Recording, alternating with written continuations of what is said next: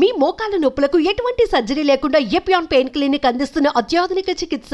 పరిపాలనలో, ప్రభుత్వంలో, వివిధ శాఖల్లో 28 సంవత్సరాల అనుభవం. ఆయన ఎవరో కాదు,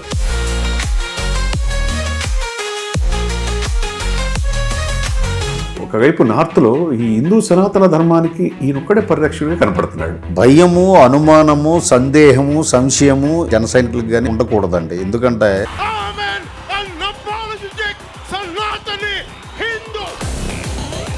ఈయన లైనప్ అంతా నేషనల్ మీడియాలో, హిందీలో, ఇంగ్లీష్లో ఫ్రంట్ లైన్లో కనపడుతున్నాడు. రాజకీయం కోసమే ఆయన రాజకీయ పార్టీ పెట్టలేదండి, ప్రజల కోసం రాజకీయ పార్టీ పెట్టారు. ఎంతమందికి పారిశ్రామికవేత్తలు చేయగలరని నమ్మకం మీలో ఉందంటే? ఎంఎస్ఎంఈ చైర్మన్ తీసుకున్న రోజు నుంచి ఏ రోజు కూడా పదవి హోదాగా భావించలేదు చందు గారు. అది ఒక బాధ్యత. 2029 నాటికి ఈ సీట్లు డబుల్ అవుతాయా, త్రిబుల్ అవుతాయా? పని చేసుకుంటూ పోతే రిజల్ట్స్ ఆటంతట అవే. 3 సంవత్సరాలు మనం రాబోతున్నాం అంటున్నారు. రఫా పొట్టేళ్ల తలకాయలు కోసినట్టు రపా నరికేస్తాం. సంవత్సరం 5 పై చిలుక అయిపోయింది. అధికారం లేకపోవడం వాళ్ళకి. మీ నాయకుడేమో రఫా అంటే రౌడీ షూట్ ఓపెన్ చేస్తాం, నేనున్నగా మిమ్మల్ని రాని అంటున్నాడు. ఇతను ఏమంటున్నాడు, నెక్స్ట్ నేను వస్తాను అంటున్నాడు. ఈ నెట్టి పరిస్థితుల్లో నేను రానివ్వనని పవన్ కళ్యాణ్ గారు చెప్పడం ఉద్దేశం ఏంటంటే, సో ఆయన ముఖ్య ఉద్దేశం ఏంటంటే ఈ రాష్ట్రం సస్యశ్యామలం కావాలి, అభివృద్ధి పరంగా దూసుకెళ్ళాలి. ఒకవేళ మోదీ గారి తర్వాత ఈ దేశానికి దక్షిణ భారతదేశం నుంచి ప్రధాని అయితే అవకాశాలు ఎక్కువ పవన్ కళ్యాణ్ గారికి ఉన్నాయి అంటున్నారు. మరి మీరు ఆయన ముఖ్యమంత్రి కావాలని కోరుకున్నారో, ప్రధానమంత్రి కావాలని కోరుకుంటున్నారు? ఆయన మొట్టమొదట ఒక మీటింగ్లో మాకు చెప్పారు. Welcome to Suman TV. ఆయన పరిపాలనలో, ప్రభుత్వంలో, వివిధ శాఖల్లో 28 సంవత్సరాల అనుభవం, ఎక్కడా మచ్చలేని నాయకుడు, అధికారి. 28 సంవత్సరాలు ఒక ప్రభుత్వ అధికారిగా, ఒక కమర్షియల్ ట్యాక్స్ అధికారిగా మంచి పేరు ప్రతిష్టలు సాధించుకొని ఉభయ తెలుగు రాష్ట్రాల్లో తనకంటూ ఒక మార్కు క్రియేట్ చేసి ప్రభుత్వానికి ఆదాయాన్ని చేకూర్చిన గొప్ప వ్యక్తి. అదేవిధంగా దాంతోపాటు ఇంకొక 6 సంవత్సరాలు ఆయనకి పదవి ఉండగానే 6 సంవత్సరాలు కూడా వదిలేసి రాజకీయాల్లోకి ఎంటర్ అయ్యారు. ఆయన ఎవరో కాదు, తమ్మిరెడ్డి శివశంకర్ గారు. ఎంఎస్ఎంఈ చైర్మన్, జనసేన ప్రధాన కార్యదర్శిగా పవన్ కళ్యాణ్ గారి వెన్నంటే నడుస్తున్న వ్యక్తి ఈరోజు మనతో ఉన్నారు. వెల్కమ్ తమ్మిరెడ్డి శివశంకర్ గారు. నమస్కారం చంద్ర. నమస్కారం.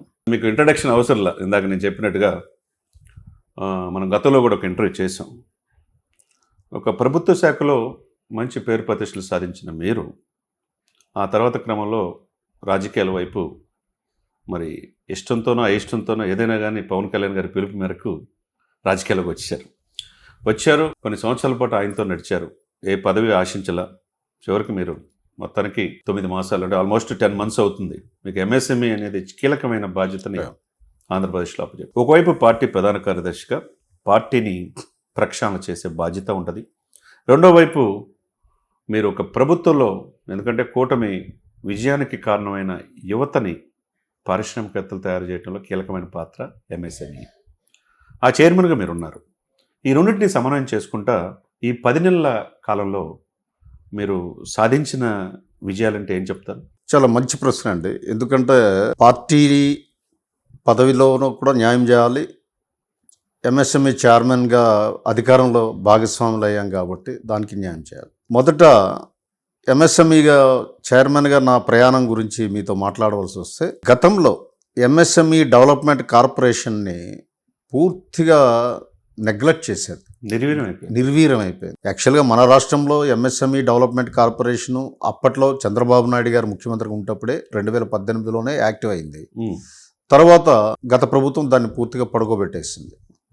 సో మేము వచ్చాక ఏంటంటే దాన్ని ఎకో సిస్టమ్, అంటే ఎంఎస్సి డెవలప్మెంట్ కార్పొరేషన్ తాలూకా ఎకో సిస్టమ్ అంటే ఏంటంటే పరిశ్రమల స్థాపనకి కావలసిన పరిస్థితులను నెలకొల్పడం. దాని మీద మేము ముఖ్యంగా కాన్సన్ట్రేట్ చేసాం. ఉదాహరణకి వరల్డ్ బ్యాంక్ ప్రాజెక్ట్తో ర్యాంప్ ట్రైనింగ్ ప్రోగ్రామ్స్ అని, అలాగే ప్రతి నియోజకవర్గంలో కూడా ఎంఎస్ఎంఈ పార్క్స్ అని చెప్పేసి మంచి పాలసీ ప్రభుత్వం డిజైన్ చేసింది.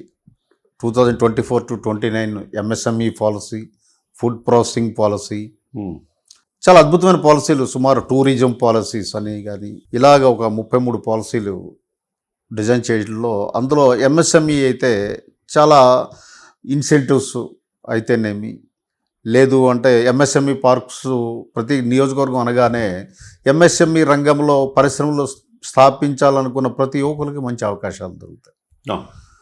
అలాగే మేము ఈ 10 నెలల్లో వెండార్స్ డెవలప్మెంట్ ప్రోగ్రామ్ ఒకటి కండక్ట్ చేసాం విశాఖపట్నంలో. అలాగే వెండార్స్ డెవలప్మెంట్ ప్రోగ్రామ్ అంటే పెద్ద పెద్ద పబ్లిక్ సెక్టార్స్ వాళ్ళు పర్చేజెస్ ఏమిటి, వాళ్ళకి కావాల్సిన రిక్వైర్మెంట్స్ ఏంటి అంటే ఎంఎస్ఎంఈ వాళ్ళతో అవగాహన, వాళ్ళకి ఒకరికొకరికి వర్క్షాప్లో పెట్టాం.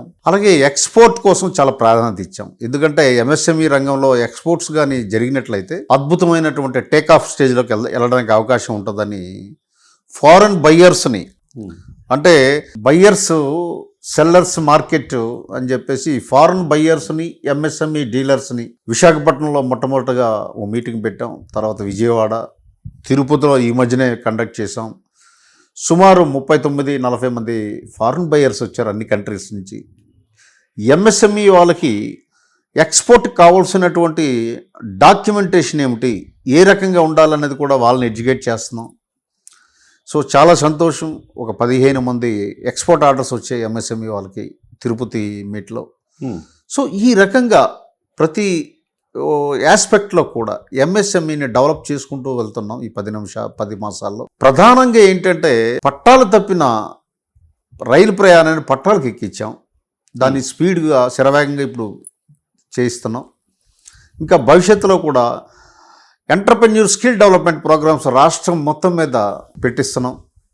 అంటే ఒక వ్యక్తి ఎంటర్ప్రెన్యూర్గా కానీ ఇండస్ట్రీ పెట్టాలంటే ఏం చేయాలి, అతనికి ఏం కావాలి అన్న ట్రైనింగ్ ప్రోగ్రామ్స్ ప్రతి ప్రోగ్రాము 10 days కంటిన్యూగా ఉంటాయి. అందులో సర్టిఫికేట్ తీసుకున్న వాళ్ళకి బ్యాంకర్స్ లోన్స్ ప్రాధాన్యత ఇస్తారు. అలాగే స్కిల్ డెవలప్మెంట్ కూడా చేస్తున్నాం. ఈ రకంగా అన్ని రకాలుగా ఎంఎస్ఎంఈ బూస్టప్ అవ్వడానికి కోసం. ఎందుకంటే మీకు తెలియదు కాదు, ఎంఎస్ఎంఈలో 39% జీడిపి షేర్ ఉంది. ఎంప్లాయ్మెంట్ జనరేషన్లో 40% ఎంఎస్ఎంఈ రంగం నుంచి భారతదేశంలో వస్తుంది. సో ఆంధ్రప్రదేశ్ కూడా ఎంఎస్ఎంఈ ఒక హార్ట్ అండ్ సోల్గా మారబోతుంది.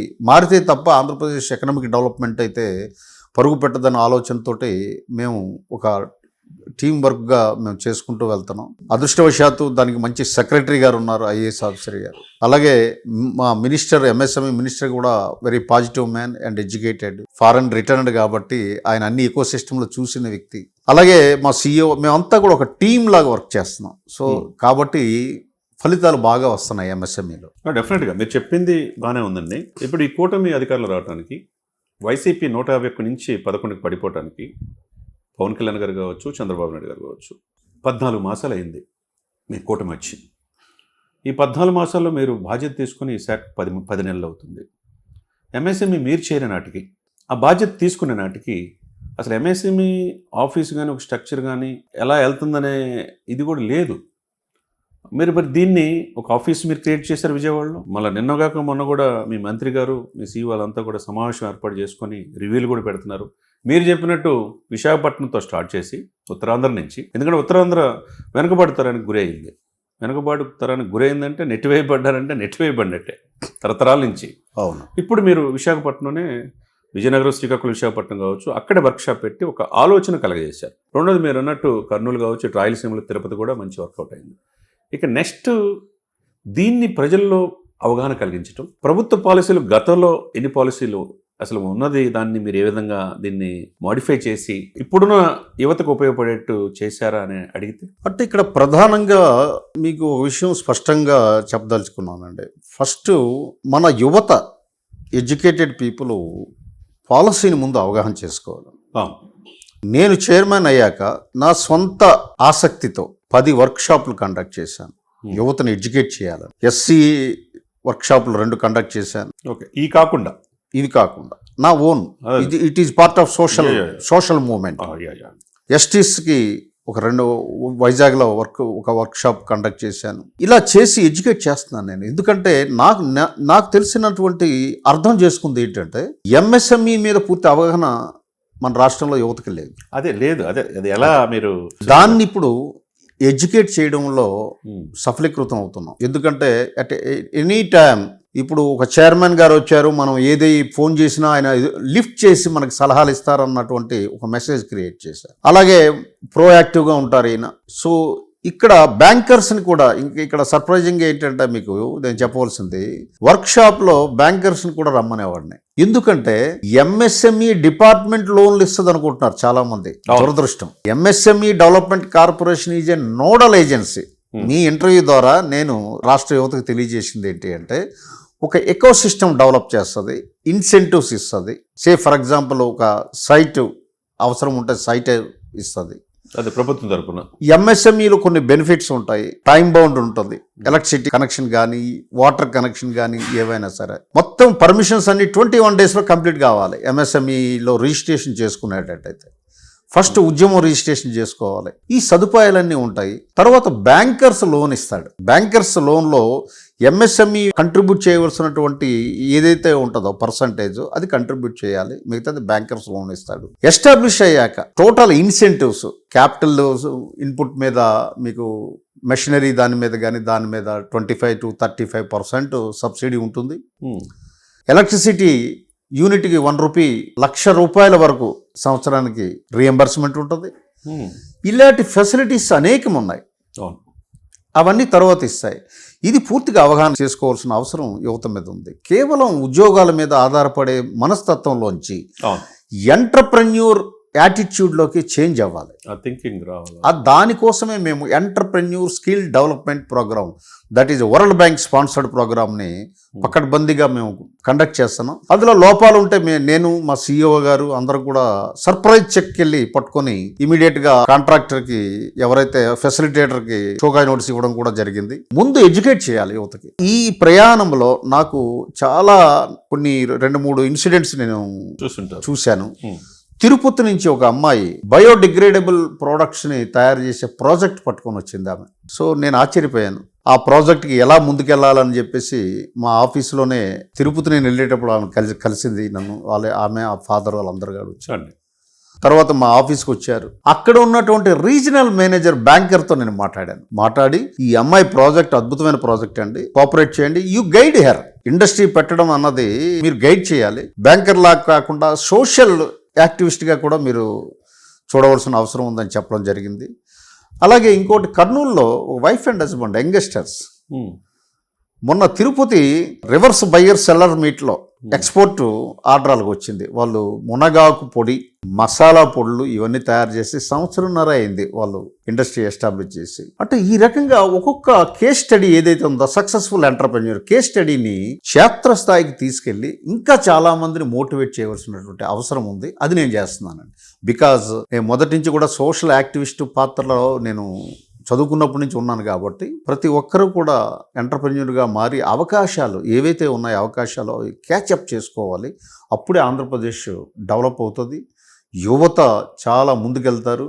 ఉద్యోగం కోసం అరులు చాచే యువత ఉద్యోగాలు ఇచ్చే స్థాయికి ఎదగడానికి ఎంఎస్ఎంఈ ఒక మంచి ప్లాట్ఫామ్ అని చెప్పడానికి నేను చాలా గర్విస్తున్నాను. డెఫినెట్గా మీరు చెప్పిన దాంట్లో పూర్తిగా నేను కూడా ఏకీపిస్తున్నాను. ఎందుకంటే ఒక చదువుకున్న వ్యక్తి మంచి చదువుకున్న దానికి తగ్గట్టు ఉద్యోగాలు లేక వలసలు వెళ్తున్నారు, ఇతర దేశాలు వెళ్తున్నారు. బట్ మీరు చెప్పినట్టు అన్నీ కల్పిస్తే, ప్రభుత్వాలు కల్పిస్తే ఎందుకు వెళ్తారు? వలసలు ఆగిపోతాయి కదా. మీరు అన్నట్టు ఎంఎస్ఎంఈ అనేది యువర్ ద ఫెసిలిటేటర్, మీరు అన్ని రకాల సదుపాయాలు కల్పిస్తారనేది చాలా మంది తెలియక ఉంది. అది కాక చంద్రబాబు నాయుడు గారు ముఖ్యమంత్రి గారు వచ్చిన తర్వాత ఇది ఒక రాష్ట్రంలోనే ఒక సంస్థగా ఉండటమే కాకుండా ఇది రాష్ట్రంలోని ప్రతి జిల్లాకి, ప్రతి కాన్స్టిట్యున్సీకి ఎంఎస్ఎంఈ అనేది చాలా కీలకంగా పోతుంది. దాదాపు దాని ద్వారా ఒక 25,000 మంది ఎంప్లాయ్మెంట్ కావచ్చు, వాళ్ళ పారిశ్రామికవేత్తలు కావచ్చు తీర్చిదిద్దుతాం అనే మాట పలు మీటింగ్లో కూడా చెప్పారు. దాన్ని మీరు ఇప్పుడు దాదాపు మీ పదవీ కాలం దాదాపు ఆల్మోస్ట్ 10 months అవుతుంది. అంటే మీ పీరియడ్ 3 సంవత్సరాలు, 2 years. ఈ 2 yearsలో ఆల్మోస్ట్ 1 year అయిపోయింది. ఈ 1 yearలో ఇదంతా స్ట్రీమ్ లైన్ చేయడానికి అస్తవ్యస్తమైన వ్యవస్థని గాడిలో పెడతానికి సరిపోయింది. అవును, మీకున్న అనుభవం రీత్యా మొత్తానికి పాలసీస్ తయారు చేసుకుంటారు, ఆఫీస్ స్ట్రక్చర్ అయి ఉంటుంది, మీటింగ్లు పెడుతున్నారు, వర్క్షాప్లు పెడుతున్నారు. 1 year అయిపోయింది ఆల్మోస్ట్. ఈ 1 yearలో రిజల్ట్ అనేది సిస్టమ్ లేనప్పుడు అస్తవ్యస్తమైన దాన్ని గాడిలో పెట్టి ముందు తీసుకెళ్ళిపోతున్నారు ట్రాక్లో. ఈ 1 yearలో మీరు పూర్తిగా ఏదైతే ముఖ్యమంత్రి గారు కావచ్చు, డిప్యూటీ సీఎం పవన్ కళ్యాణ్ గారు కావచ్చు, వీళ్ళు మీ మీద పట్టిన బాధ్యతని ఎంత మేరకు ఉద్యోగాలు ఇవ్వగలరని మీరు ఆశిస్తున్నారు? అంటే ఇక్కడ ఒక విషయం, మనం ఉద్యోగాలు కావచ్చు, అది పారిశ్రామిక, ఇక్కడ ఏంటంటే మనం వాళ్ళలో ఒక నమ్మకాన్ని, విశ్వాసాన్ని పెంపొందించడం ఇంకా కొన్ని చర్యలు తీసుకోవాలని. ఎందుకు అంటే లాస్ట్ టైము ఇన్సెంటివ్స్ ₹1 కూడా పారిశ్రామికవేత్తలకి గత ప్రభుత్వం ఇవ్వలేదు. ఆ బకాయిలే సుమారు 3,000 కోట్లు ఉంది. ఇన్సెంటివ్లు సరే సార్ శివశంకర్ గారు, టీచర్ల యొక్క ఏరియర్స్ మిగతా అవి కూడా వాడుకున్నారు గతం చూసాం మనం.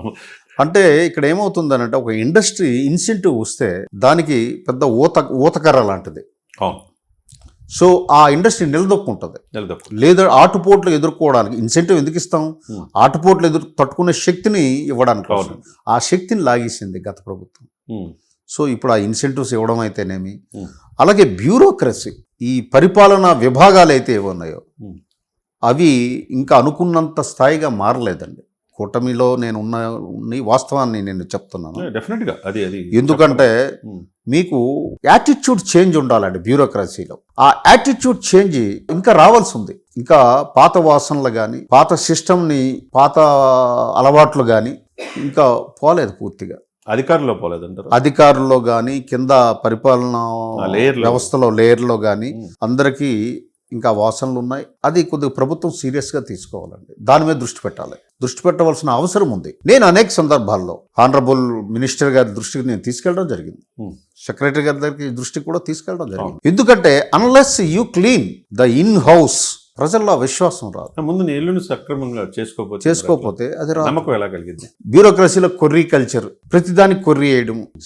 ఎలా ఉండాలంటే డిపార్ట్మెంట్ ఎలా ఉండాలి అంటే, ఒక వ్యక్తి ఇండస్ట్రీ పెట్టడానికి వచ్చాడు అని అంటే అతనికి ఫెసిలిటేటర్గా ఉండాలి. ఇప్పుడు సపోజ్ బ్యాంక్కి వెళ్ళినప్పుడు వాళ్ళు ఎంతో హాస్పిటాలిటీ చూడండి, వాళ్ళంతా పిలిచి చక్కగా కూర్చోబెట్టి వాళ్ళకి కావాల్సిన వాటర్ ఇచ్చేసి మీకు ఏం కావాలని చెప్పేసి అన్నీ ఒక సిస్టమ్ ఉంటుంది. ఒక పెద్ద పెద్ద కార్పొరేట్ SBI కావచ్చు, మిగతా బ్యాంకులకి వెళ్ళినప్పుడు అది మీరు అన్నట్టు అకౌంటబిలిటీ అనేది అది అవసరం ఉంటాయి. ఆ ఫెసిలిటేషన్, అకౌంటబిలిటీ, ట్రాన్స్పరెన్సీ అవసరం. మొట్టమొదట మీరు చందు గారు ఆంధ్రప్రదేశ్ వచ్చి మీరు ఒక ఇండస్ట్రీ పెడదామని అనుకుంటే ఫస్ట్ సైట్ కోసం వెళ్ళాలంటే మీకు అగ్ని పరీక్ష ఎదురవుతుంది. AP industrial corporation, APIIC, industrial infrastructure corporation. అక్కడ అగ్ని పరీక్ష. నేను మొన్న రివ్యూలో మినిస్టర్ గారు ఉంటుండగానే నేను కొన్ని మాటలు మాట్లాడాను. ఎక్కడెక్కడో లేనిపోని ఇవన్నీ తీసుకొచ్చి కొర్రీలు పెట్టి ఈ కల్చర్ మారాలి. అందుకనే నేనేమంటున్నానంటే, నేను ఖచ్చితంగా చెప్పాను మా మినిస్టర్ గారికి కానీ లేదంటే అధికార యంత్రాంగానికి, MSME పార్కులు MSME డిపార్ట్మెంట్ లో ఉండాలి, ఆ పరిధిలో ఉండాలి. మళ్ళీ అది APIIC పెత్తనంలో పెడితే సేమ్ రిజల్ట్స్ వస్తాయి. You will get the same results if you do the same things all the times. ఇప్పుడు ఎంతకాలం ఉన్నా అంతే అట్లా ఉంటుంది పని జరుగుతుంది. ఎప్పుడో శివకేరా చెప్పాడు ఆ మాట, అదే నేను చెప్పడం జరిగింది. మరి అది ఎందుకు జరగటం లేదో గత 6 మాసాల నుంచి నేను స్ట్రెస్ ఇస్తున్నాను దాని మీద. MSME పార్క్స్ అంటే నేతి బీరకాయల్లో నెయ్యి ఉండదు. MSME parks, its name is MSME parks, but controlled by somebody else. This is biggest anomaly. మరి అట్లా అనుకున్నప్పుడు మరి సీఎం గారు, డిప్యూటీ సీఎం గారు నేను కన్సర్న్ మంత్రికి చెప్పాను. ఆయన కూడా హీ అగ్రీడ్ విత్ మీ. అధికార యంత్రాంగం చెప్పాను, they also agreed with me. అది ఆల్ చేయవలసిన పని. నేను నా వర్క్ అయితే నేను ఐ ఫుల్ఫిల్డ్. అదే మేమంతా మీరు బాధ్యత చేస్తున్నారు. ఇకపోతే శివశంకర్ గారు, మీరు ఉత్తరాంధ్ర నుంచి వచ్చారు. ఉత్తరాంధ్ర వెనకబాటుతనం అనేది తరతరాల నుంచి ఆ పార్టీలు వస్తున్నారు, వెళ్ళిపోతున్నారు.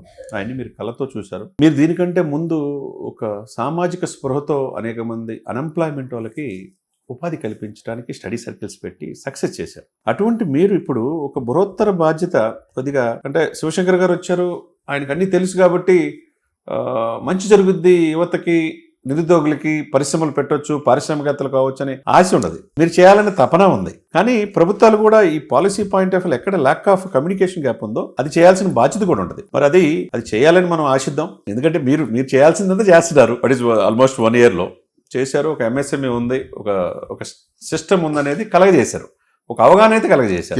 మిగతాది మొత్తం చేయాల్సిన బాధ్యత ప్రభుత్వం మీద, దాని మీద దృష్టి పెట్టాలి.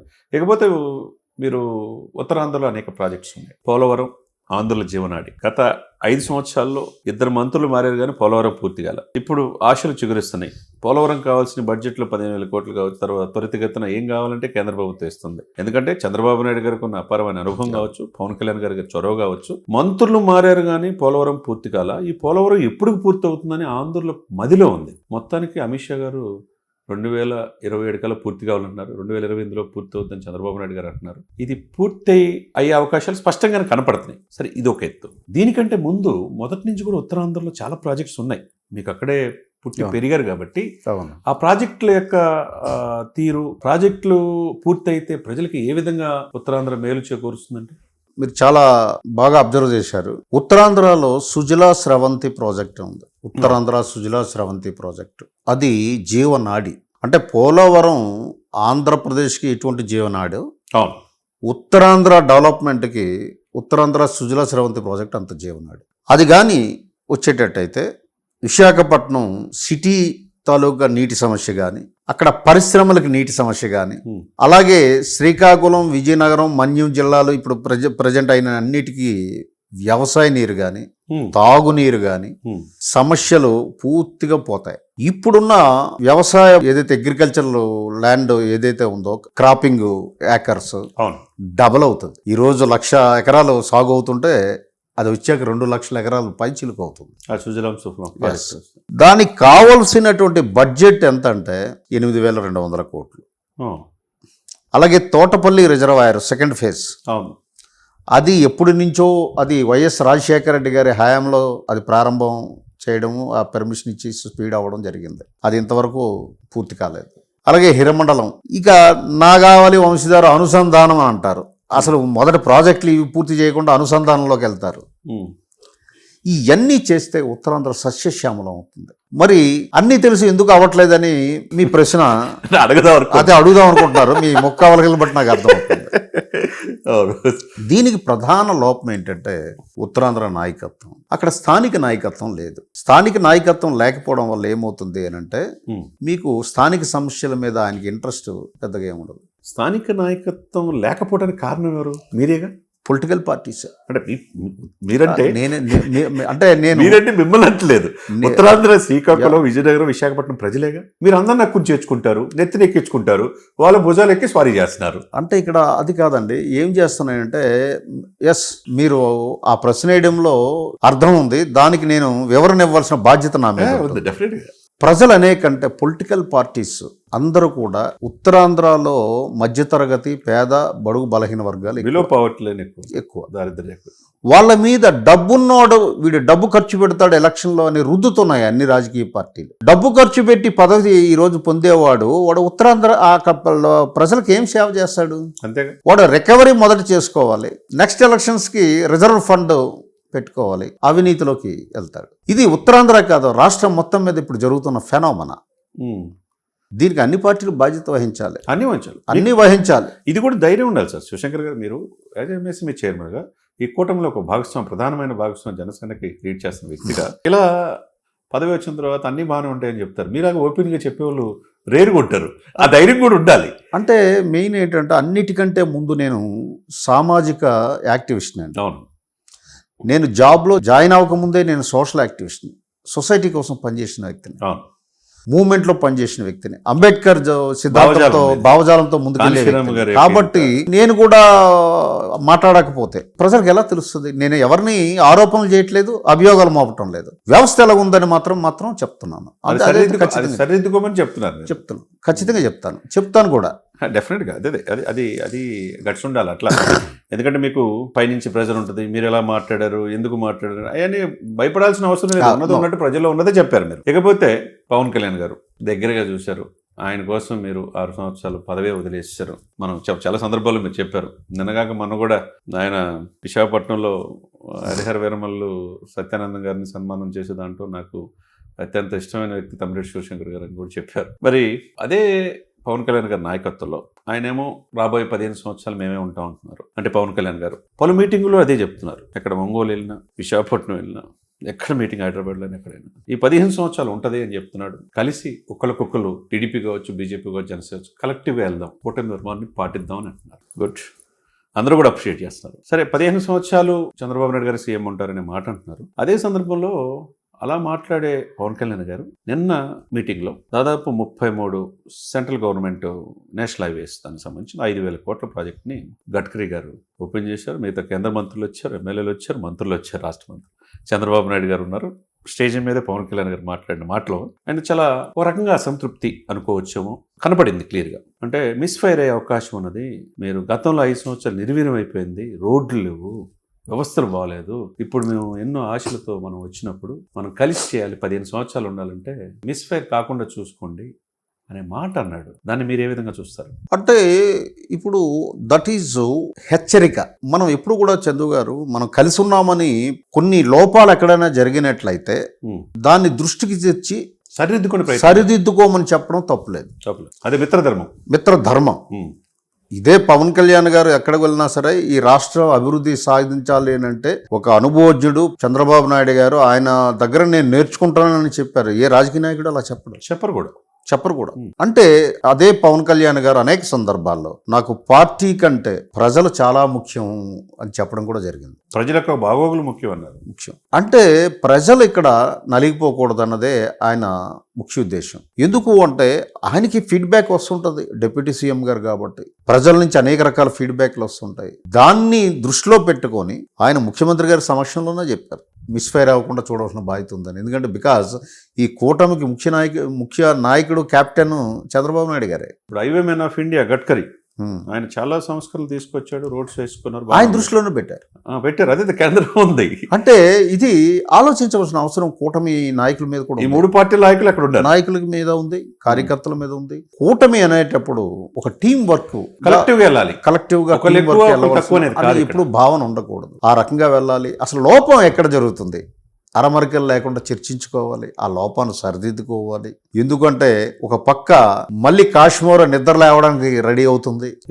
అదే మీరు జగన్ పూర్తిగా అయిపోయారని చెప్పి అనుకున్నారేమో. లేదు, ఆయన కొద్దిగా ఆయన ఉన్నాడు, ఆయనకంటూ ఒక ఓటు బ్యాంక్ ఉంది. ప్లస్ ఏంటంటే అన్ఎథికల్ పాలిటిక్స్ లో ఆయన ఎక్స్పర్ట్ ఆయన. సో ఆయన్ని ఎదుర్కోవడంలో పవన్ కళ్యాణ్ గారు మొన్న 24 ఎలక్షన్లో చూపిన చొరవ, ఒక రకంగా చెప్పాలంటే ఈ కూటమి అధికారంలో రావడానికి పవన్ కళ్యాణ్ గారే కారకులు. 100%. అది మీరు చెప్పడం యాజ్ ఎ విశ్లేషకుడు ప్రజలుగానే ప్రజల్లో ఉంది. అయితే ఇది ఏదైతే సాధించిన లక్ష్యం దెబ్బ తినకూడదు అన్న ఉద్దేశంతోనే పవన్ కళ్యాణ్ గారు ఆ రకంగా మాట్లాడి ఉంటారు తప్ప దానికి వేరే మనం ఆలోచించవలసిన అవసరం లేదండి. డెఫినెట్గా సార్. నేనేమంటానంటే కొంతమంది ఏంటంటే బ్యూరోక్రాట్స్ కానీ, కొంతమంది మంత్రులు కానీ, నేను కూడా వింటున్నాను, గాడి తప్పి ప్రవర్తిస్తున్నారు. అది బహుశా వారికి ఇంటెలిజెన్స్ రిపోర్ట్స్ వస్తాయి. అది దృష్టిలో పెట్టుకొని కూటమి కెప్టెన్ అయినటువంటి చంద్రబాబు నాయుడు గారికి ఆయన చెప్పడం జరిగింది అక్కడ. సార్ ఇదే విషయంలో 53 రోజులు రాజమండ్రి సెంట్రల్ జైల్లో ఉన్నప్పుడు పార్టీ సీనియర్ నాయకులు కావచ్చు, టీడీపీకి సంబంధించిన ప్రముఖులు కావచ్చు, ఎవ్వరూ బయటికి రాలేదు. ఒక నాయకుడిగా ఆ రోజు జగన్మోహన్ రెడ్డి గారి మీద 33 కేసులు ఉన్నాయి, చంద్రబాబు నాయుడు గారి మీద కేసులు ఉన్నాయి, నన్ను ఆశీర్వదించండి వెళ్తే అది వేరే విధంగా ఉండొచ్చు, కానీ రాష్ట్ర భవిష్యత్తే చూసుకున్నాడు. ఆయనకున్న అనుభవం ఓటు చెల్లకుండా, ప్రభుత్వ వ్యతిరేకత చెల్లకుండా జగన్మోహన్ రెడ్డిని ఓడించాలంటే అంత తేలిక కాదని చెప్పి తెలిసి అన్కండిషనల్గా మిమ్మల్ని ఎవరిని కూడా సంప్రదించలేదు. ఎందుకంటే మీరు ఆయన చెప్పినట్టు వింటారనే భావన అది ఏ పార్టీలో ఉండదు, ఒక పవన్ కళ్యాణ్ గారికే ఉంటుంది. ఎందుకంటే నా అభిమానులు నేను వింటారని అన్కండిషనల్గా రాజమండ్రి సెంట్రల్ జైలుకి వెళ్ళి టీడీపీతో కలిసి వెళ్తున్నాను, బీజేపీని కూడా ఒప్పిస్తున్నాను అన్నాడు. బీజేపీని ఒప్పించారు. ఆంధ్రప్రదేశ్లో 151 సీట్ల నుంచి 175కి ప్రమాణ స్వీకారం ఏర్పాటు చేసుకునే పార్టీనే కాదని మీరు చెప్పినట్టు నేను చాలా మంది ఆశ్చర్యపోయారు. తాడేపల్లిగూడ మీటింగ్ లో జగన్ నిన్ను అధపతనం దక్కపోతే నా పేరు పవన్ కళ్యాణ్ కాదు, నా పార్టీ జనసేన కాదు అంటే ఏంటి ఆవేశం. చంద్రబాబు నాయుడు గారు ఒకసారి ఆశ్చర్యపోయాడు. ఆ మాటలు లోకేష్ గారు, చంద్రబాబు నాయుడు గారు అల్లా ఇంకొకళ్ళల్లా ఒక పవన్ కళ్యాణ్ గారు అన్నారంటే ఆయన ఎంత ప్రజల కోసం పరితపిస్తున్నాడో అర్థమైంది. ఆ మాట అన్న తర్వాత ఇంత ఆవేశం అనుకున్న ఆవేశం ఆయనకు అర్థం ఉందనేది రిజల్ట్ వచ్చిన తర్వాత అర్థమైంది. మరి ఆయనకి బాధ్యత ఉండదుగా, ప్రజల సంక్షేమే కదా. ఇప్పుడు ఎవరైనా ముఖ్యమంత్రులైన ఎవరైనా రేవంత్ రెడ్డి గారు ఒక మాట అంటుంటారు సార్, ప్రగతి భవన్కి ప్రజలకి దూరం అయితే కేసీఆర్ని కాదనుకున్నారు తెలంగాణలో, తాడేపల్లి ప్యాలెస్కి ప్రజలకి ముఖ్యమంత్రికి దూరం అయితే సకల శాఖ మంత్రి కలవాలనుకుంటే ఓకే మీరు వద్దులే అని చెప్పి ప్రజలు అనుకున్నారు. ఇక్కడ రెండు చూడండి, ఇక్కడ ప్రజలకు ఎప్పుడు దూరం కాకూడదు, ప్రజలకు దగ్గర అవ్వాలి. చంద్రబాబు నాయుడు గారికి కూడా తెలుసు 2014లో అనుభవం ఉన్న వ్యక్తి రాష్ట్రానికి ముఖ్యమంత్రి కావాలని అన్కండిషనల్గా పదవికాంక్ష లేకుండా పవన్ కళ్యాణ్ గారు చంద్రబాబు నాయుడు గారు సీఎం చేశారు 5 సంవత్సరాలు. 2019లో విధానపరమైన నిర్ణయాలు కావచ్చు, విభేదాలు వచ్చినాయి, అవకాశం జగన్మోహన్ రెడ్డి గారికి వచ్చింది. మరి ఆ తప్పులు 2.5 లక్షల కోట్ల అప్పులు చంద్రబాబు నాయుడు గారు దిగేటప్పుడు ఉంది. 5 సంవత్సరాలు మొత్తం 6 లక్షల కోట్లు అప్పు అయింది, దాదాపు 8.5 లక్షల కోట్లు, ఆల్మోస్ట్ 10 లక్షల కోట్లు అంటున్నారు, అప్పులం అయిపోయింది. మరి అదే సమయంలో స్కిల్సెస్ ఆ కేసులో ఉన్నప్పుడు అన్కండిషనల్గా సపోర్ట్ చేసి పార్టీని ముఖ్యమంత్రి చేసి పదవులు పాయింట్ ఆఫ్ వ్యూలో కొన్ని చోట్ల అనుకున్నట్టుగా మిత్రధర్మం ప్రకారం వస్తాయి అన్ని పదవులు అన్నా కానీ అన్ని పదవులు కూడా ఈ మధ్య కొవ్వూరులో జరిగిన సంఘటన కావచ్చు ఏదైనా మీకు తెలిసిన అంశమే. పదవులన్నీ ఒక సొసైటీ పదవుల్లో 17 పదవులు ఉంటే 16 పదవులు ఒకరికే ఒక సమాజ వర్గానికి రావటం అనేది, ఒక్కటే జనసేనకి రావటం అనేది అక్కడ కార్యకర్తలు జీర్ణించుకోలేకపోవడం. ఒక నియోజకవర్గం కాదు, ఇది రాష్ట్ర వ్యాప్తంగా మీరు అవునన్నా కాదన్నా ఆ కొవ్వూరు విచారణకి అక్కడ తప్పు జరిగిపోయింది. క్రమశిక్షణ సంఘం ఆయన రామారావు గారిని సస్పెండ్ చేశారు. అసలు ఏం జరుగుతుంది, పార్టీలో వ్యతిరేకత వచ్చింది, దీన్ని ఈ ట్రబుల్ షూటర్ ఎవరు, దీన్ని ఎట్లా బయటపడాలన్నప్పుడు పవన్ కళ్యాణ్ గారికి మీరు ఒక్కలే కనపడినట్టున్నారు. ఎందుకంటే ఒకవైపు ఎంఎస్సీ చైర్మన్, ప్రధాన కార్యదర్శి, మీకు ఆ బాధ్యత అప్పచెప్పారు. ఒకటి చెప్తున్నాను సార్, సుమన్ టీవీ సాక్షిగా మీ మీద ఆ నమ్మకం ఉంది. ఎందుకంటే మచ్చలేని నాయకులు, ఉత్తరాంధ్ర నుంచి వచ్చారు, సామాజిక ఉద్యమాలు చూసిన వాళ్ళు, అంబేద్కర్ భావజాలం.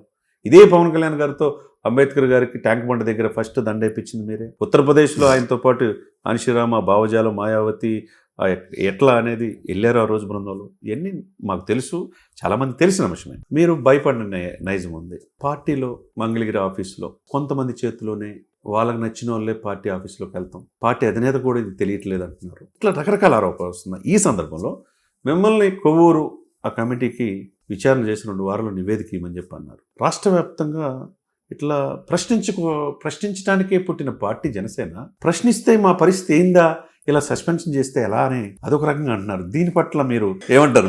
మీరు చెప్పిన అంశాల్లో ఏంటంటే కొన్ని సెన్సిటివ్ అంశాలు ఉన్నాయి. కొవ్వూరు ఇష్యూలో నేను ఇంకా 4-5 రోజుల్లో రిపోర్ట్ సబ్మిట్ చేస్తున్నాను కాబట్టి దాని గురించి మాట్లాడడం సబబు కాదు.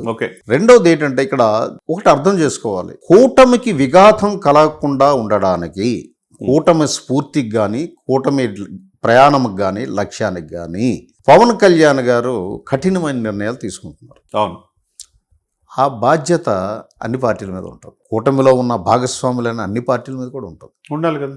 కానీ పవన్ కళ్యాణ్ గారు ఏంటంటే ఇటువంటి విఘాతం కలగకూడదు. ఎందుకు అంత కఠినంగా ఉంటున్నారంటే ప్రజలు నలిగిపోతారు ఏమైనా కానీ దీనికి విఘాతం కలిగితే అన్న ఉద్దేశంతో ఆయన ఒక స్ట్రింజెంట్గా ఉంటున్నారు. ఎన్ని పదవులు ఇచ్చారా లేదా ఇవన్నీ ఏంటంటే అది ప్రశ్నే కాదు. ఎందుకంటే జనసేనకు ఒక ప్రయాణం ఉంది, ఒక లక్ష్యం ఉంది, ఒక గమ్యం ఉంది. ఇప్పుడే ప్రయాణం స్టార్ట్ అయింది. లక్ష్యం గమ్యం అంటున్నారు శివశంకర్ గారు. దశాబ్దం కాలం మిమ్మల్ని నమ్మి భుజాలు అరిగిపోయేదాకా జెండాలు మోసిన వాళ్ళు ఉన్నారు, పార్టీలో పదవులు లేని వాళ్ళు ఉన్నారు, కొంతమంది పారాచూట్ లీడర్స్ వచ్చేసి పదవులు తీసుకొని ఎంజాయ్ చేస్తున్న వాళ్ళు ఉన్నారు. దాన్ని ఏమంటారు? అది కరెక్టే. ఇప్పుడు మీకు రాజకీయ ప్రక్రియ బాగా మలినమైపోయిన రాజకీయ ప్రక్రియని శుద్ధి చేయడానికి టైం పడుతుంది.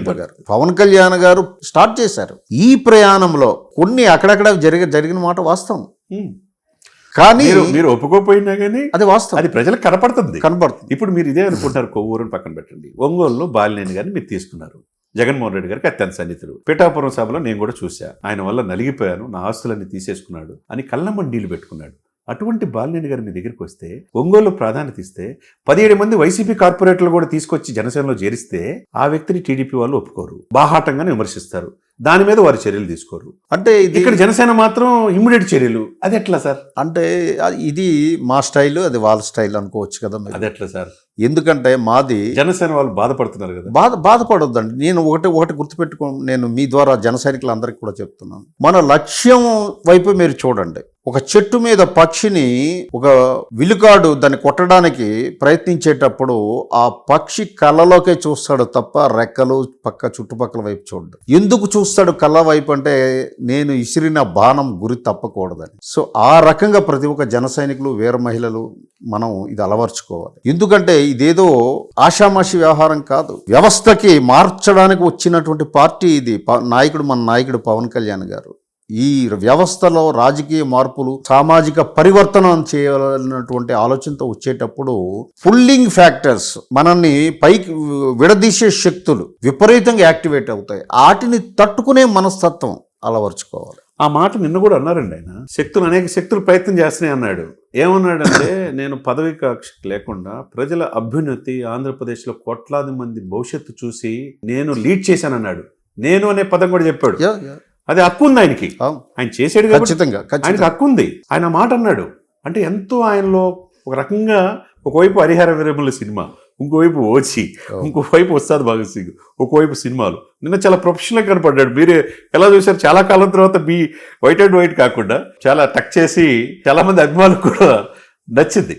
అంటే నేనేమంటానంటే సార్ శివశంకర్ గారు, పాలిటిక్స్ తెలిసినోడే పాలిటిక్స్లో సక్సెస్ అయ్యేది. మీకు చెప్పే అంత మాత్రం కాదు. అదేవిధంగా పాలిటిక్స్ ఈజ్ ఎ పాయిజన్ అని తెలిసే ఈయన వచ్చాడు. దశాబ్దం పైన పోరాడాడు, సంవత్సరం పైన అయిపోయింది కూటమి ధర్మం ప్రకారం. చంద్రబాబు నాయుడు గారు ఏమన్నారంటే, నా వెనక పవన్ కాదు, నాతో పవన్, నాకు ఇబ్బందులు ఉన్నప్పుడు నాకు సహాయం చేశాడు, ఇటువంటి వ్యక్తి నేను చూడలేదన్నాడు. మిత్రధర్మం ప్రకారం బాగానే ఉంది. అదే సమయంలో పవన్ కళ్యాణ్ గారు కూడా ఆయన ముఖ్యమంత్రి, ఆయన నుంచి నేర్చుకుంటున్నాను, అంతవరకు బాగుంది. మరి క్షేత్రస్థాయిలో అంటే ఇక్కడ అదే నేను ఇందాక మీకు చెప్పింది ఏంటంటే, కూటమిలో ఉన్న అన్ని పార్టీల మీద ఆ బాధ్యత ఉంటుంది చంద్ర గారు. అదే అన్ని పార్టీలు కూటమి తాలూకా లక్ష్యాన్ని జనసేనలో కింద కార్యకర్త వరకు పవన్ కళ్యాణ్ గారు పంపించగలిగారు. ఆయన చొప్పించాడు, ఇన్కల్కులేట్ చేశారు.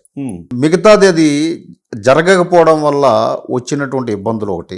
రెండోది ఏంటి అంటే, ఉత్తరాంధ్రలో ఒక సామెత ఉంటుంది, పెళ్లినాడు మాటలు యానాల నాడు ఉండవు అని. ముందు చెప్పిన మాటలు తర్వాత. సో ఆ రకంగా అప్పటి పరిస్థితులు ఇప్పటి పరిస్థితులు, చంద్రబాబు నాయుడు గారు పవన్ కళ్యాణ్ గారి మధ్య పూర్తి అవగాహన ఉంది, అందులో డౌటే లేదు. కొన్ని శక్తులు వేరే రకంగా ప్రయత్నిస్తుంటాయి. అంటే ఫియర్ ఆఫ్ ఇన్సెక్యూరిటీ, అభద్రతా భావం, అది చాలా పెద్ద ప్రమాదకరమైనటువంటి వైరస్. అది ఏ పార్టీ నాయకులకు ఉన్నా సరే. ఫియర్ ఆఫ్ సక్సెస్, ఈ రెండు ఒక ట్విన్ ప్రమాదకారాలు. సో మనము అనేక సందర్భాల్లో కూటమి ప్రభుత్వాలు ఎలా నడిచాయి, ఏ రకంగా ముందుకు తీసుకెళ్లారు, అది అవగాహన చేసుకోవాల్సిన బాధ్యత మా అందరి మీద కూడా ఉంది. అవగాహన చేసుకోవాలి, ఆత్మపరిశీలన చేసుకోవాలి. అది దురదృష్టవశాత్తు కొన్ని దగ్గరలో లోపిస్తుంది. ఆ లోపించడం వల్ల ఈ ప్రాబ్లమ్స్ వస్తున్నాయి. నేనేమంటాను, ఇవన్నీ టీ కప్పులో తుఫాన్ లాంటిదే, ఇవన్నీ సెటరేట్ అవుతాయన్నటువంటి నమ్మకం అయితే నాకు ఉంది. నేనేమంటానంటే, ఇప్పుడు జనతా గ్యారేజ్ సినిమా ఉంది, ఇక్కడ అచ్చట్ల అన్ని రిపేర్లు చేయబడినని. మరి ఇప్పుడు జనసేనలో అన్ని రిపేర్లు చేస్తారా, చేసే పనిలో ఉన్నారంటారా? అంటే మీకు ఈ ఆగస్టు నెలల తర్వాత పవన్ కళ్యాణ్ గారు ఆల్రెడీ 2-3 సందర్భాల్లో ఆయన చెప్పడం, క్షేత్రస్థాయిలో సెప్టెంబర్ నుంచి ఆగస్టు నేను పార్టీ మీద దృష్టి ఎక్కువ పెడతాను అన్నారు. ఖచ్చితంగా ఆయన దృష్టి పెడతారు. పార్టీని రీవ్యాంప్ చేయవలసినటువంటి అవసరం ఉంది, రీఆర్గనైజ్ చేయవలసిన అవసరం. ఈ రీవ్యాంప్ ముందు మీరు ఇచ్చే నివేదికను బట్టి ఆధారపడి ఉంటుంది అనేది చాలా అదేం లేదండి. ఇక్కడ చాలా మంది హోప్స్ ఉన్నారు. హోప్ కరెక్టే. కొవ్వూరుది ఏమైందంటే, సోషల్ మీడియా అతిగా స్పందించింది. చందు గారు, సొసైటీలో ఎన్ని పదవులు ఉన్నాయి? అక్కడ 17 పదవుల్లో 16. అది వేరు, అది వాళ్ళ అంతర్గత సమస్య. అంతర్గత సమస్య అది జనసేనకి మాకు దానికి సంబంధం లేదు. మరి ఆ అంతర్గత సమస్య ఇక్కడ మీకు ఏమైంది అంటే, క్యాడర్ ఇబ్బంది పడదా సార్? ఇప్పుడు నేను 1-to-1 దాదాపు 200 మంది పైన 1-to-1 మాట్లాడారు. నేను వాళ్ళకు కూడా అదే చెప్పాను చందు గారు. అది తెలుగుదేశం పార్టీలో ఉన్న నాయకులు అసంతృప్తి చెందాలి, కానీ మీకు అసంతృప్తి పడడానికి అది రైట్ కాదు. బాధ ఉంటుందిగా, జెండా అనవసరం అది. ఇప్పుడు 14 పోస్టులో 12 టీడీపీవి, 2 జనసేన అడిగారు. మీరు ఎక్కడ ఉండాలి? ఈ 2 దగ్గరే ఉండాలి. వాళ్ళ 12 ఎవరికి ఇచ్చుకుంటే నీకు సంబంధం ఏంటి? ఇది ఒక కుట్రపూరితంగా అక్కడ జరిగింది. MSME chairman Tammireddy Shivashankar, party ప్రధాన కార్యదర్శిని పక్కన పెట్టండి. ఒక సామాజికవేత్తగా చెప్పండి, ఒక పార్టీ మీ కూటమితో మీ మిత్రధర్మం ఉన్న ఒక పార్టీ ఒక సామాజ వర్గానికి, ఒక అగ్ర సామాజ వర్గానికి 14 ఇచ్చుకోవటం సబబేనా అని అంటారా? అది నేను ఈ పార్టీ కాకుండా వ్యక్తిగతంగా అయితే మాత్రం దాన్ని నేను అంగీకరించనండి. నా వ్యక్తిగత అభిప్రాయం. ఎందుకంటే కొన్ని లైనప్ ఉంటుంది కాబట్టి. ఎందుకంటే నేను ఒక అంబేద్కర్ వాదిగా నేను ఎట్టి పరిస్థితులు దాన్ని యాక్సెప్ట్ చేయను. 12 ఒకే సామాజిక వర్గం ఇవ్వడం అంటే చాలా దుర్మార్గమైన పని. అయితే అక్కడ పార్టీలో అంతర్గతంగా మాట్లాడుకోవాలి. మనకు ఇప్పుడు అది కూడా గమనిస్తారు. అదే ప్రజలు చూడకుండా ఊరుకుంటారు. ఇది ఇప్పుడు పవన్ కళ్యాణ్ గారు ఏమన్నారు, కులాలు కలిపే సిద్ధాంతంలో అందరూ కూడా సప్రెసివ్ గ్రూప్స్ అన్న బయటికి రావాలి, ఏ ఒక్కళ్ళిద్దరు చేతుల్లోనే ఉండకూడదు రాజ్యాధికారం అని చెప్పారు. అది రుచించింది అందరికీ. ఈ సప్రెసివ్ గ్రూప్స్ అన్ని కూడా వచ్చి ఆయన అమ్మటి నడిచినాయి. కాబట్టి ఈ రోజు ఆంధ్రప్రదేశ్లో అధికారులు ఉన్నా, కేంద్ర ప్రభుత్వంలో మోదీ గారికి కూడా ఎంపీలు ఉన్నారు. అదే కదా కారణం. ఇకపోతే ఈ పాయింట్ ఆఫ్ లో మీరు క్లారిటీగానే చెప్పారు. ఇకపోతే పవన్ కళ్యాణ్ గారు ఈ మధ్య ఇక్కడ సుబ్రహ్మణ్య స్వామి ఇది మురుగన్ భక్త సమావేశం కావచ్చు, తమిళనాడు కావచ్చు, ఎక్కడ కేరళ కావచ్చు, కర్ణాటక కావచ్చు, మహారాష్ట్ర కావచ్చు, ఎక్కడికి వెళ్ళినా కానీ ఒకవైపు నార్త్లో ఈ హిందూ సనాతన ధర్మానికి ఈయనొక్కడే పరిరక్షణగా కనపడుతున్నాడు. స్వామీజులు, మఠాధిపతులు, పీఠాధిపతులు ఎవరు చేయలేంది ఒక గట్స్ ఉండాలి. రాజకీయ నాయకులకి ఆ ఓట్లు పోతాయని భయం ఉంటుంది. ఆ కోహనా లౌకికవాదుల ముసుగులో హిందూ దేవాలయం మీద దాడులు జరిగిన ప్రశ్నించేవాడు లేడు. ఈ రోజుకి నాడు ప్రశ్నించేవాడుగా ఉన్నారు. ఈయన లైనప్ అంతా నేషనల్ మీడియాలో, హిందీలో, ఇంగ్లీష్లో ఫ్రంట్ లైన్లో కనపడుతున్నాడు. కట్ చేస్తే ఆంధ్రప్రదేశ్ దూరం అవుతున్నాడేమో, జాతీయ రాజకీయాల్లో వెళ్తాడేమో అనే భయం కూడా జనసేన కార్యకర్తలో ఉంది.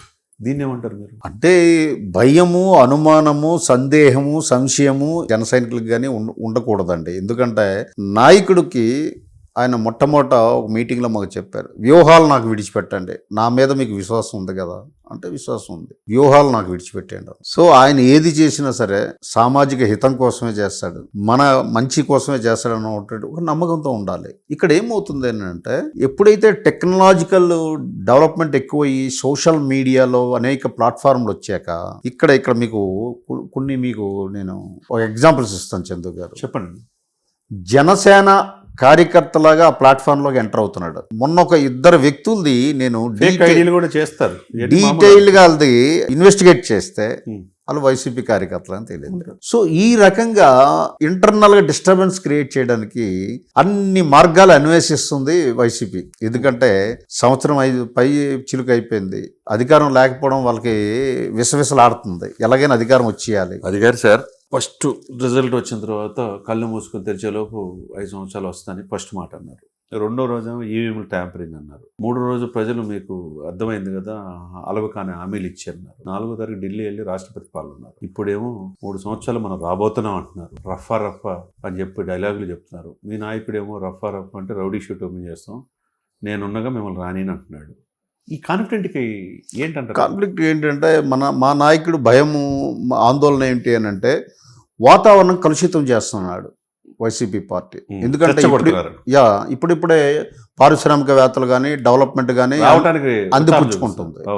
ఇతను ఈ కలుషితం చేస్తున్నాడు. ఆయన చెబుతున్న మాటలు ఏంటంటే వాళ్ళకి ఇతను ఏమంటున్నాడు, నెక్స్ట్ నేను వస్తాను అంటున్నాడు. ఈ నెట్టి పరిస్థితుల్లో నేను రానివ్వనని పవన్ కళ్యాణ్ గారు చెప్పడం ఉద్దేశం ఏంటంటే ప్రపంచంలో ఇన్వెస్టర్స్ కానీ ఎవరికైనా సరే ఒక మెసేజ్ ఇస్తున్నారు పవన్ కళ్యాణ్ గారు. ఇతను వచ్చే ముచ్చటే లేదు, మీరు నిశ్చింతగా వచ్చి పెట్టుబడులు పెట్టండి, ఆంధ్రప్రదేశ్ పెట్టుబడులకి స్వర్గధామం లాంటిదని. సో ఈ అంతర్లీన కోణాన్ని మనం అర్థం చేసుకోవాలి. చాలా మందికి నేను మీ ద్వారా తెలియజేస్తున్నాను. ఆయన ఇచ్చే మెసేజ్ ఎవరికి ఇస్తున్నారంటే వాళ్ళకి ఇస్తున్నారు. సో ఆయన ముఖ్య ఉద్దేశం ఏంటంటే ఈ రాష్ట్రం సస్యశ్యామలం కావాలి, అభివృద్ధి పరంగా దూసుకెళ్ళాలి, ఆంధ్రప్రదేశ్ అభివృద్ధిలో ప్రథమ స్థానాన్ని రావాలన్న ఉద్దేశమే కానీ పవన్ కళ్యాణ్ గారికి. తద్వారా ప్రజల తాలూకా స్టాండర్డ్ ఆఫ్ లివింగ్ పెరగాలి, ప్రజల అవసరాలన్నీ తీరాలన్న ఉద్దేశమే. కాబట్టి రాజకీయం కోసమే ఆయన రాజకీయ పార్టీ పెట్టలేదండి, ప్రజల కోసం రాజకీయ పార్టీ పెట్టారు, మార్పు కోసం పెట్టారు. ఉన్న వ్యవస్థని ఇలాగే కంటిన్యూ చేయాలని కోరుకునే వ్యక్తి కాదు పవన్ కళ్యాణ్ గారు. ఈ వ్యవస్థలో మార్పు రావాలి. కాబట్టి ఇప్పుడు మీరు చెప్పిన పాయింట్ ఆఫ్ వ్యూ నేను ఏకీవిస్తున్నాను. గ్రామీణాభివృద్ధిలో, పంచాయతీ రోజులు, గ్రామీణ వికాసంలో ఆంధ్రప్రదేశ్ 23వ ప్లేస్లో ఉంది గత 5 సంవత్సరాలు. దాన్ని 3వ ప్లేస్కి వచ్చింది. ఆదర్శవంత గ్రామాలు వచ్చేసినాయి. గ్రామాలు బాగుంటేనే దేశం బాగుంటుందని ఆ రోజు మహాత్మా గాంధీ గారు చెప్పారు. అది కనపడుతుంది. రోడ్లు సస్యశ్యామలం ఉన్నాయి. ఇకపోతే గిరిజనులకు ప్రత్యేకంగా అటవీ వాళ్ళకి ప్రత్యేకమైన వాళ్ళకి మొన్న అందరూ ఒక్కొక్కరికి 2 జతలు చెప్పులు పంపించారు. మీరు కూడా చాలా కాలం ఎన్నో దశాబ్దాలు అనేక మంది ముఖ్యమంత్రులు చూస్తుంటారు. వాళ్ళకి కావాల్సిన పాపం కాళ్ళకు ముళ్ళు గుచ్చుకున్నారు. చెప్పినోడు చేసినోడు కూడా లేడు. అక్కడ ఉంది ఆ వైసీపీ పార్టీ వాళ్ళు గెలిచినా కానీ పాడేరు అరకు కూడా. అక్కడున్న ప్రాంతాల్లో కూడా 100 కోట్లు పెట్టి రోడ్లు వేయించారు. ఏది స్వాతంత్రం వచ్చి 7 దశాబ్దాల తర్వాత రోడ్లు వేయించారు ఆ శాఖ మంత్రులు. రెండోది వాళ్ళకి మామిడికాయలు పంపించడం కావచ్చు. 222 కుటుంబాలకి శీతాకాల వేసవకాల రగ్గులు 666 రగ్గులు పంపించారు. మరి ఎన్ని చూస్తుంటే మీరు ఆయన్ని మీ కోరిక కూడా ఒక ఇంటర్వ్యూలో కూడా చెప్పారు. ఆయన ఎప్పుడైనా రాష్ట్రానికి ముఖ్యమంత్రి కావాలని మీ కోరిక అన్నారు. ఒకవైపు బీజేపీ ఆయన దక్షిణ భారతదేశంలో ఒక ట్రబుల్ షూటర్గా చూస్తుంది. ఒకవేళ మోదీ గారి తర్వాత ఈ దేశానికి దక్షిణ భారతదేశం నుంచి ప్రధాని అయితే ఆ అవకాశాలు ఎక్కువగా పవన్ కళ్యాణ్ గారికి ఉన్నాయి అంటున్నారు. మరి మీరు ఆయన ముఖ్యమంత్రి కావాలని కోరుకున్నారా, ప్రధానమంత్రి కావాలని కోరుకుంటున్నారు? ఈ జటిలమైన ప్రశ్న ఇది చెప్పాలి.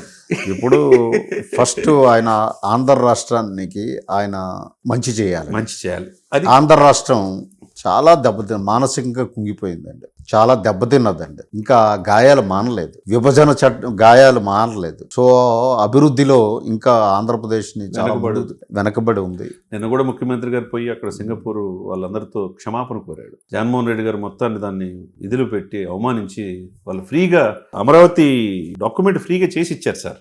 సీడ్ క్యాపిటల్లో అమరావతికి సింగపూర్ కనుక వస్తే అనేక దేశాలు వస్తాయి, పరిశ్రమలు వస్తాయని ఆయన ఆకాంక్ష. ఇది ఏమి చేయలేదు. మరి మీరన్నట్టు కరెక్టే, ఇప్పుడిప్పుడే గాడిలో పడుతుంది. మరి దాని పాయింట్ ఆఫ్ వ్యూలో మీ ఆకాంక్ష ఏంటి ఆయన్ని? మీలాగే జనసేన కార్యకర్తలు చాలా మంది కోరుకుంటున్నారు. అంటే నేను ఇప్పుడు మనిషి ఆశాజీవి. సో ఫస్ట్ ఏంటంటే ఆంధ్ర రాష్ట్రంలో ఈ జనసేన పార్టీ ఇప్పుడిప్పుడే అది ఒక రికగ్నైజ్డ్ పార్టీగా అవతరించింది. 21 మంది ఎమ్మెల్యేలు, 2 ఎంపీలు, ఒక డిప్యూటీ సీఎం తో మంచి పాజిటివ్ గా అకౌంట్ ఓపెన్ చేసింది. ఓకే, మేమెప్పుడు సడన్ దీనికి నేనైతే వ్యక్తిగతంగా ఆలోచించాను. గ్రాడ్యువల్ ట్రాన్స్ఫర్మేషన్ జరగాలని కోరుకునే వ్యక్తిని నేను. ఎందుకంటే సడన్ గా రెవల్యూషనరీగా ఏదో అయిపోవాలని ఆలోచన అయితే నాకు ఉండదు. ముందు ఆంధ్ర రాష్ట్రంలో ఈ పార్టీ ఇంకా ప్రయాణం ఇంకా గట్టిగా చేయవలసిన అవసరం ఉంది. దశాబ్దం పైన పోరాటం, అవన్నీ ఊహాజనితం. కరెక్టే, మీరు చెప్పింది కరెక్టే. దశాబ్దం పైన పోరాటం, మొత్తానికి 21 మంది, 100% సక్సెస్ రేటు. 21x2 2024 నాటికి, 2029 నాటికి ఇది ఈ సీట్లు డబుల్ అవుతాయా, త్రిబుల్ అవుతాయా అంటే చెప్పలేము. అప్పుడు పరిస్థితులు వీ కెనాట్ ప్రిడిక్ట్ కదండి. నేను ఒక సంఖ్యాశాస్త్రం చదవలేదు, జ్యోతిష్యం కూడా నేను చదవలేదు. నేను ఎప్పుడూ కూడా ఏంటంటే చదవాల్సిన అవసరమే లేదు దీంట్లో.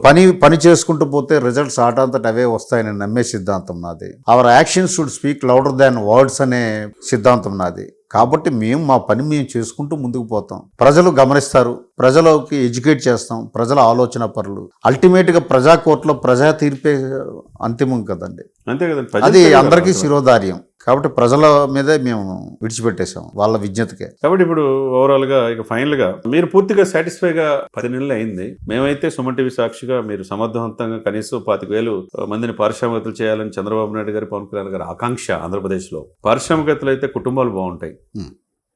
ఆ విధంగా ఇంకా నెక్స్ట్ 10 years ఇంకొక 1 year ఉంది. ఈ 1 yearలో ఎంతమందికి పారిశ్రామికవేత్తలు చేయగలరని నమ్మకం మీలో ఉందంటే? అంటే ఇక్కడ ఒకటి ప్రాబ్లమ్స్ ఉన్నాయి లేదంటలా, ప్రతి దాంట్లో ఉంటాయి. ఈ అస్తమస్తమైన వ్యవస్థని మీలాంటి వాళ్ళు కూడా గాడిలో పెట్టకపోతే ఇంకెవరు పెట్టలేరు. అంటే నేను ఏమిటి అని అంటే ఎడ్యుకేట్ చేస్తున్నానండి. పర్టికులర్లీ ఎస్సీ, ఎస్టీ, బీసీలో కులాల్లో కానీ వేరే కులాల్లో కానీ ఒక అభిప్రాయం ఉంది, పరిశ్రమ పెట్టాలంటే అది మన వల్ల కాదు. డబ్బున్నవాడే పరిశ్రమ బిజినెస్లు చేస్తాడు. అపోహలు ఉండిపోయారు. ఆ అపోహలు ఉన్నాయి. వాళ్ళ మైండ్ సెట్ని మార్చే పనిలో ఉన్నాను. ఇది చాలా ముఖ్యమైనటువంటిది. ఎందుకంటే వాళ్ళ సాఫ్ట్వేర్ని రీప్లేస్ చేస్తున్నాను నేను, థింకింగ్ పవర్ని. వాళ్ళ ఆలోచనలు కలగజేస్తాను థింక్ ట్యాంక్లో. అది మంచి రిజల్ట్స్ వస్తున్నాయి. ఎలా వస్తున్నాయంటే I will tell you one case study. Paderu నుంచి ఓ 10 మంది గిరిజన కుర్రోళ్ళు వచ్చారు నా దగ్గర. ఇండస్ట్రీస్ పెడతామని వాళ్ళకి గైడ్ చేశాను. ఎలా అప్లై చేయాలి ఎంఎస్ఎంఈ అని చెప్పాను. వాళ్ళకి డిపిఆర్లు కూడా నేనే తయారు చేయించిస్తున్నాను. నేను త్రికరణ శుద్ధిగా ఎంఎస్ఎంఈ చైర్మన్ తీసుకున్న రోజు నుంచి ఏ రోజు కూడా నేను అది ఒక పదవి హోదాగా భావించలేదు చందు గారు. అది ఒక బాధ్యత, ఒక సామాజిక బాధ్యతగా నేను తీసుకొని ముందుకెళ్తున్నాను. సో ఖచ్చితంగా నేను చేసే పని రిజల్ట్స్ వస్తాయని నేను బలంగా నమ్మే వ్యక్తిని. అంతే కదండి. ఎందుకంటే ఈరోజు ఆంధ్రప్రదేశ్ ప్రజల్లో మేలు కలగాలని మాలాంటి వాళ్ళ ఆకాంక్ష, ప్రజల ఆకాంక్ష. కోట్లాది మంది రోడ్ల మీదకి వచ్చారు, వలసలు వెళ్ళిపోయారు, పరిశ్రమలు లేవు. కోట్లాది మంది భవిష్యత్తు ఏంటి? అందరూ కూడా పక్క రాష్ట్రాలకు వెళ్ళిపోతే ఇప్పుడు చంద్రబాబు నాయుడు గారు వచ్చారు, పవన్ కళ్యాణ్ గారు చొరవ, మోదీ గారి ఆశలు అయితే చిగురిస్తున్నాయి. ఇంతవరకు అమరావతి రాజధాని కానీ పరిస్థితి నుంచి అమరావతి రాజధాని అవుతుంది అనేది ఉంది. పోలవరం పూర్తి అవుతుంది అన్నారు. అదే విధంగా ఏంటంటే ఏ ప్రభుత్వాలు వచ్చినా ఏదొచ్చినా సార్, తినడానికి తిండి, ఉండటానికి నీడ, చేసుకోవడానికి ఉద్యోగం సార్. అది మీరు ఎంఎస్ఎంఈలో మీరు త్రికరణ శుద్ధితో మీరు చేయగలరు, చేస్తారని మనస్ఫూర్తిగా ఆశిస్తూ డెఫినెట్ గా చూశారు కదండి శివశంకర్ గారు. ఆయన ఉన్నట్టుగా మాట్లాడిన నైజం, ఎవరికి భయపడిన తత్వం. ఎందుకంటే దానికి కూడా గట్స్ ఉండాలి. ఎందుకంటే వీరమల్లు పాత్రలో మనం చూడని చరిత్రని పవన్ కళ్యాణ్ గారు చూపించారు. వీరమల్లు పాత్రలో హిందూ సనాతన సంప్రదాయం కోసం ఔరంగజేబు, మొఘల్లో పెత్తనం, నిరంకుశ వైఖరిని ఏ హీరో కూడా ఈ దేశంలో చూపించలేదు. ఈ రోజు ప్రపంచవ్యాప్తంగా మంచి పాజిటివ్ టాక్ వచ్చింది. అటువంటి వీరమల్లు సినిమాలో కూడా వీరమల్లు చెప్తే వినాలి అన్నారు. అటువంటి పవన్ కళ్యాణ్ గారి నాయకత్వంలో శివశంకర్ గారు కూడా సేమ్ అదే నిజాయితీగా డిపార్ట్మెంట్లో ఆయన చాలా సంస్కరణలు తీసుకొచ్చారు. కమర్షియల్ ట్యాక్స్లో మంచి ఉన్నతమైన పదవులు అధిరోహించారు. కమర్షియల్ ట్యాక్స్లో 2 సార్లు ఈ రాష్ట్రానికి అధ్యక్షుడిగా, ఉభయ రాష్ట్రాలకు అధ్యక్షుడిగా ఉన్నారు. ఉభయ రాష్ట్రాలు ఆయన శిష్యులు ఉన్నారు. దాదాపు నాకు తెలిసి 100,000 మందిని గ్రూప్ 1, గ్రూప్ 2 ఆఫీసర్లు కూడా ఆయన స్టడీ సర్కిల్ ద్వారా చేశారు. అయితే ఒక ఛాలెంజీ పాత్ర ఇప్పుడు ఆయన పోషిస్తున్నాడు. చాలా మంది ఎమ్మెల్యే కావాలనుకున్నారు. సరే, ఎమ్మెల్యే కాకపోయినా ఆయన పార్టీ లైనప్ కూడా ఎప్పుడు తప్పలేదు. మరి ఏదైనా కానీ సుమన్ టీవీ సాక్షిగా ఆయనకి మంచి ఆరోగ్యం ఉండాలని, ఇంకొక 1 year టర్మ్లో అయినా కనీసం 10,000 మందినైనా పారిశ్రామికవేత్తలుగా తయారు చేస్తే వాళ్ళ కుటుంబాలు 10x5 వేసుకున్న 50,000 కుటుంబాలు బాగుపడతాయని సుమన్ టీవీ సాక్షిగా ఆశిస్తూ thank you sir. Thank you.